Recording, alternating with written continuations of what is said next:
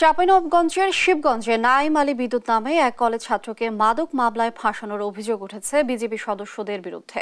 বুধবার দুপুরে উপজেলার ধোবড়া বাজারে সংবাদ সম্মেলন করে এ অভিযোগ করে নাইম আলীর পরিবার। তবে বিজেপির দাবি নাইম মাদক কারবারি। চাঁপাইনবাবগঞ্জ প্রতিনিধি তারিক রহমানের পাঠানো তথ্যচিত্রে আল নোমানের রিপোর্ট।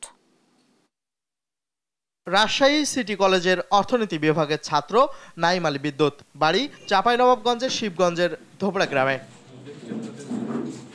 তার পরিবারের অভিযোগ, 4 এপ্রিল ধোবড়া বাজার থেকে নাইমকে তুলে নিয়ে যায় বিজিবি সদস্যরা। পরদিন 400 গ্রাম হেরোইন ও 20 বোতল ফেন্সিডিল সহ তার বিরুদ্ধে একটি মামলা দিয়ে পুলিশে তুলে দেওয়া হয়। মোটরসাইকেল উপর হতে 59 বিজিবির 6 জন সদস্য নামিয়ে গাড়ি সহ আটকায়। তাদের তল্লাশি করে কিছু না পাওয়া সত্ত্বেও আমার ভাই নাইম এবং তার গাড়িটি সহ বিজিবি সদস্যগণ তাদের সাথে নিয়ে যায়।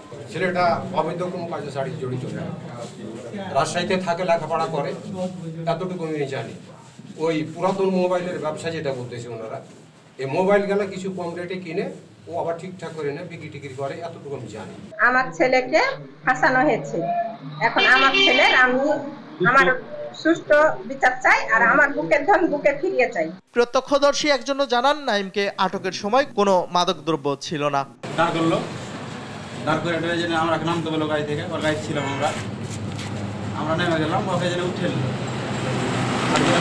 কি বলে উঠালো, উঠো গাড়িতে উঠো, এতে কোনো কথা, আর কোনো কথা না।